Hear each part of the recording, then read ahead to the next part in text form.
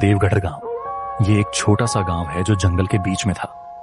उसी जंगल के बीचों बीच एक छोटा सा ढाबा था जिस पर 3 लोग बैठे हुए थे। उनके चेहरों पर एक अजीब सा पसीना था। भाई, मैं सच कह रहा हूं कि ये देवगढ़ गांव का वो रास्ता है और वहां कुछ भी ठीक नहीं है। और फिर वो जो जंगल के बीच पेड़ है और वो ढाबा। अरे चुप हो जा। उस रास्ते का और उस ढाबे का नाम मत ले। उसका नाम सुनते ही पूरे बदन में ठंडक फैल जाती है। हाँ भाई, तुमने ठीक कहा है। कल ही वहां पर एक अनजान आदमी का जिस्म मिला है, बिना खून के। मैंने तो सुना है कि वहां पर एक रास्ता है और वहां पर वो अनामिका नाम की लड़की एक सवाल पूछती है और अगर गलत जवाब दे दिया तो उसकी सीधी मौत। और वो आगे उस ढाबे की भी एक अलग कहानी है। हाँ भाई, किसी को भी इसका जवाब अभी तक नहीं पता है कि आखिर वो अनामिका पूछती क्या है और उस ढाबे की क्या कहानी है। वो सब चुप हो गए और ढाबे पर एक सन्नाटा छा गया। उसी वक्त दूसरे गांव से चलते 2 नौजवान रवि और करण उस जगह पर नए आए थे। अब रात के तकरीबन 10 बज चुके थे। अरे करण, ये इलाका कुछ ज्यादा ही अजीब नहीं लग रहा? वो यार, ये हमारे लिए नया इलाका है ना, इसीलिए ऐसा लग रहा है। अच्छा करण, अगर रास्ते में कोई मिल गया तो उससे वो देवगढ़ गांव के उस पोस्ट ऑफिस का रास्ता पूछ लेंगे। हाँ हाँ ठीक है रवि। वो दोनों डरते और घबराते हुए चल रहे थे और तभी उनकी नजर उस पुराने ढाबे पर पड़ी और वो उस ढाबे की तरफ जाने लगे। चाचा, ये देवगढ़ गांव का वो पोस्ट ऑफिस का रास्ता किस तरफ होगा? करण ने इतना कहा ही था कि ढाबे पर बैठे वो लोग एक दूसरे का मुंह देखने लगे और उनके चेहरों के रंग उड़ गए, मानो जैसे जीते जी किसी ने मौत की दावत दे दी हो। तुम दोनों को क्या मरने का बहुत शौक है क्या? तुम लोग जानते भी हो कि आखिर कहां जा रहे हो? क्या तुम दोनों इलाके में नए हो क्या? हाँ, हम अभी अभी इस इलाके में आए हैं और इस इलाके के बारे में कुछ नहीं जानते, इसीलिए तो आपसे पूछ रहे हैं। लेकिन क्यों? अच्छा तो फिर सुनो, उस रास्ते की तरफ जो भी गया है वो फिर वापस लौटा नहीं है। चाचा, लेकिन क्या है उस रास्ते में और उस जगह में? हमारा जाना जरूरी है वहां। अगर जा ही रहे हो तो फिर ऐसा करना है, रात के 2 बजे से पहले लौट जाना, वरना अगर नहीं लौटे तो फिर तुम दोनों शायद अगली सुबह न देख पाओ। ढाबे वाले के मुंह से ये बातें सुनकर उन दोनों के रोंगटे खड़े हो गए, लेकिन वो क्या करते? उनके ऑफिस वाले सीनियर का ऑन ऑर्डर था, उन्हें वहां जाना ही था। लेकिन चाचा, हम मजबूर हैं, हमें वहां जाना ही होगा। हमें ऊपर से ऑर्डर आया है। अच्छा तो फिर सुनो, वहां जाते वक्त अगर कोई तुम्हें रोके तो रुकना मत। और हाँ, कहते हैं कि उस तरफ जाते वक्त तो कुछ नहीं होता, लेकिन बीच में एक औरत नजर आती है और वो अनामिका कुछ पूछती है। अनामिका कौन? इसका जवाब तो आज तक किसी को नहीं पता चला। और बस दुआ करो कि तुम दोनों ठीक से पहुंच जाओ और वापस आ जाओ। एकदम तेज हवा चलने लगी और पूरा माहौल डर का हो गया।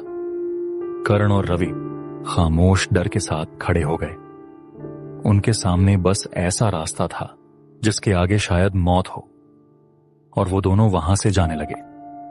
अब चलते चलते जैसे ही वो दोनों उस रास्ते के करीब पहुंचे, तभी हवा अजीब सी बदल गई। करण, क्या तुझे भी ऐसा ही लग रहा है ना कि ये हवा अजीब सी हो गई? हाँ रवि, ये जगह तो बहुत खतरनाक लग रही है। अरे क्या हो गया यार, तू भी ना उन भूरे लोगों की बातों से डर रहा है। मैं तो तुझसे मजाक कर रहा था। नहीं रवि, सच में ये जगह अजीब सी लग रही है। करण रवि को समझा रहा है, लेकिन उसने नहीं सुनी और बस उसका मजाक उड़ाता रहा। चलते चलते अब जैसे ही वो दोनों पेड़ के नजदीक पहुंचे, उनकी धड़कन तेज होने लगी। जैसे ही वो पेड़ के बिल्कुल पास पहुंचे, तभी एकदम तेज बिजली का कर गूंजा। करण, ये कैसे आवाज थी? ये क्या यार? मैं तो कब से समझा रहा हूं तुम्हें। हाँ यार, लगता है सच में ये जगह ठीक नहीं है। अच्छा, बस चाहे जो भी हो जाए, बस हम दोनों को पीछे नहीं देखना और बस चलते जाना है। वहां पर एक अजीब सी हंसी उस जगह में गूंज रही थी। तभी थोड़ी देर में वो एक साफ जगह पर पहुंच गए, जहां पर कुछ घर थे। लेकिन दोस्तों, अगर आप सोच रहे हैं कि अभी तक तो कुछ नहीं हुआ, तो आप गलत सोच रहे हैं। असली कहानी तो अब इसके बाद है, और वो कहानी आपके रोंगटे खड़े कर देगी। वे दोनों उस जगह पर पहुंच गए और वहां कुछ लोग थे। रवि और करण ने वो काम पूरा कर दिया था जिसके लिए वे आए थे। करण, अब क्या करें? यहाँ का काम तो पूरा हो गया। हाँ भाई, अब जल्दी से वापस जाना है। लेकिन यार, वापस जाने की हिम्मत नहीं हो रही। वो ढाबे वालों ने भी कहा था कि ज्यादा देर उस रास्ते पर नहीं जाना। अच्छा, तो फिर चलो, सामने एक घर है, वहां मदद मांगते हैं। करण और रवि दोनों उस घर के सामने आए। दोनों आवाज लगाते हैं, तभी वहां से एक आदमी निकलता है। कौन हो तुम लोग जो इतनी रात को मेरा दरवाजा पीट रहे हो? चाचा, हम देवगढ़ गांव से आए हैं और यहाँ एक जरूरी काम से आए थे। वो काम हमने कर लिया है। हाँ चाचा, और रास्ते में हमारे साथ अजीब अजीब चीजें हुई हैं, जिसकी वजह से अब वापस जाने की हिम्मत नहीं हो रही है। अगर यहाँ ठहरने की जगह मिल जाए, बस रात के लिए।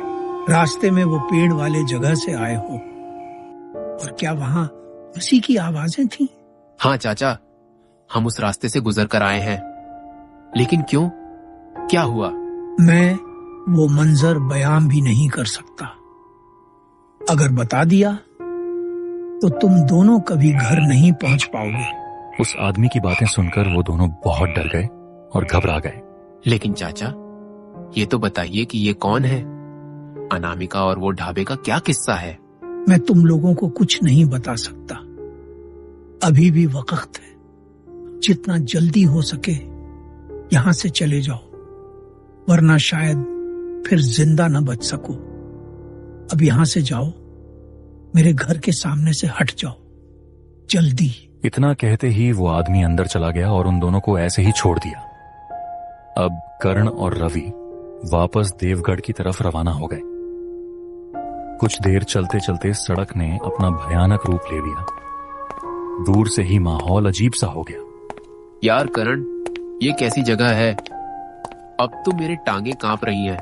हाँ, लेकिन क्या करें, अब बस कोई और तरीका ही नहीं है। वो दोनों कांप रहे थे और चलते चलते एकदम अजीब तरह से रुक गए, जैसे किसी ने उन्हें बांध कर रोक लिया हो। फिर जब उन दोनों ने सामने देखा तो उनके रोंगटे खड़े हो गए। सामने एक अजीब सी साड़ी में एक औरत खड़ी थी। उसका चेहरा डरावना था और पूरा जिस्म किसी खूनी जानवर की तरह लग रहा था। उसे देखकर दोनों की सांसें थम गईं। वो औरत वहां से गायब हो गई और अगले ही पल उनके सामने आकर खड़ी हो गई। तभी वहां एक अजीब सी हंसी गूंज उठी, जिसने पूरी जगह को हिलाकर रख दिया। हंसते हंसते वो हवा में उड़ गई और गायब हो गई। अरे करण, जल्दी कर, यहाँ से भाग, जल्दी। अब वो दोनों वहां से जल्दी जल्दी भागने लगे और बस भागते ही गए।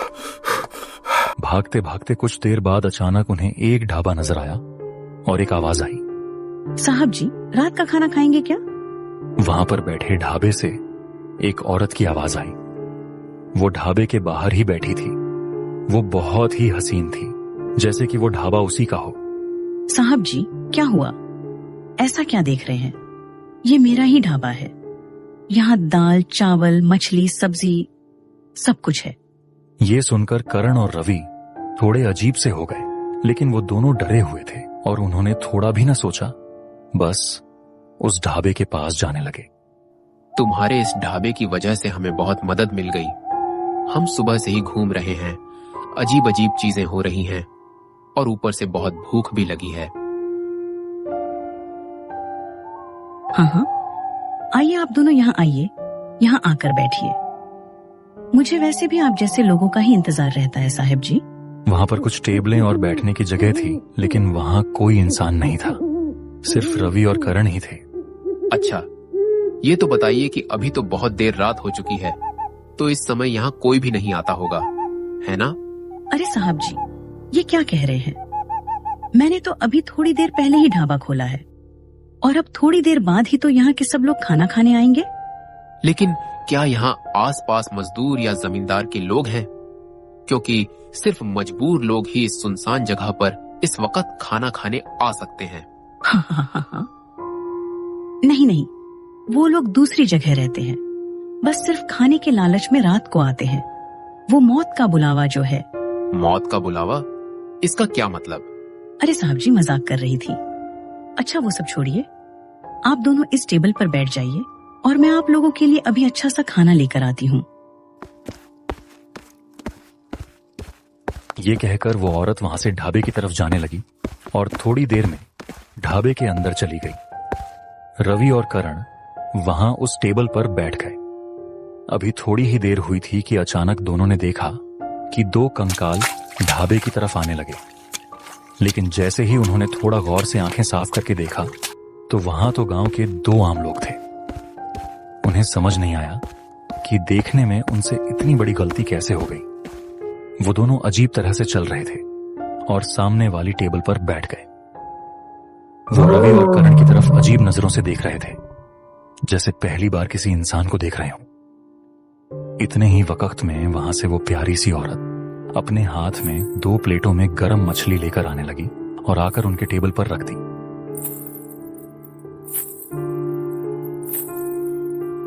ये लीजिए साहब जी, ये गरम गरम मछली आप दोनों के लिए।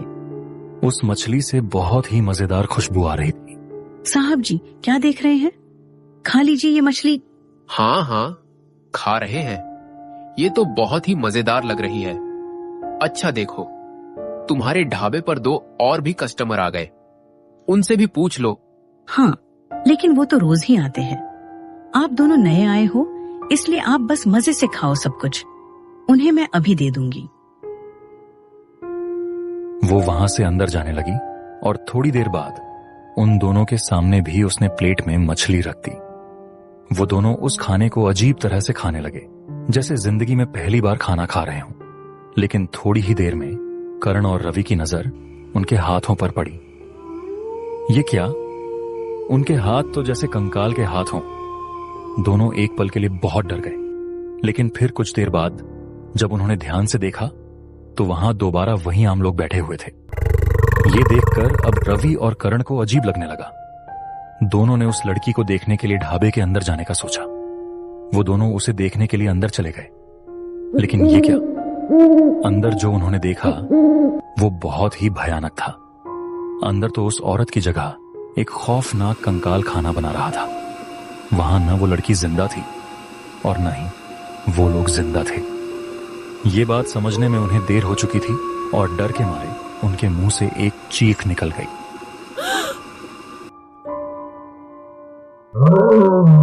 अरे साहब जी क्या देख रहे हैं? मैं आप लोगों के लिए कुछ और भी मजेदार बना रहा हूँ। जाइए बाहर जाकर बैठ जाइए। ये सुनकर उन दोनों का सिर चकराने लगा और वो दोनों जल्दी से बाहर चले गए। लेकिन बाहर जाकर उन्होंने देखा कि वहां वो दोनों आदमी नहीं बल्कि 2 कंकाल बैठे हुए थे। कुछ देर पहले तक जो जिंदा जागते इंसान लग रहे थे वो इंसान नहीं थे, और सामने ही देखा तो वही अनामिका नाम की चुड़ैल खड़ी थी और उसके साथ भी कंकाल थे। अब उन दोनों को समझ आ गया था कि वो अनामिका और उस ढाबे के जाल में फंस चुके हैं। ये देखकर दोनों ने डर के मारे जल्दी से भागना शुरू कर दिया और उनके पीछे पीछे वो कंकाल भी दौड़ने लगे। इन दोनों को पकड़ो, जल्दी इन दोनों को भागने नहीं देना। इन दोनों को हमारे पास ही रहना, ये हमारे नए मेहमान हैं। रवि और करण वहां उस जंगल में भागते चले गए और उनके पीछे पीछे वे कंकाल भी दौड़ते रहे। करण और रवि एक पल के लिए भी नहीं रुके, बस जान बचाने के लिए भागते ही गए। तभी अचानक आसमान में बिजली की तेज आवाज गूंजी। उसी पल एक जगह उनके पैरों ने जवाब दे दिया और वे रुक गए। चारों ओर से कंकालों ने उन्हें घेर लिया और उसी जंगल में उन दोनों को अपना शिकार बना लिया। रवि और करण की चीखें पूरे देवगढ़ गांव में गूंजी। अब उस ढाबे पर उन कंकालों के साथ साथ करण और रवि के भी कंकाल पड़े थे। गांव वालों ने करण और रवि को बहुत समझाया था, बार बार चेतावनी दी थी, लेकिन कहते हैं ना, जब इंसान खुद मौत के रास्ते पर चलना चाहता है तो उसे कोई नहीं बचा सकता। ठीक ऐसा ही करण और रवि के साथ हुआ। दोनों ने अपनी जान गंवा दी। इस घटना के बाद पूरे देवगढ़ गांव में एक अजीब सा सन्नाटा छा गया। धीरे धीरे वह गांव लगभग बंद हो गया और लोग वहां से जाने लगे।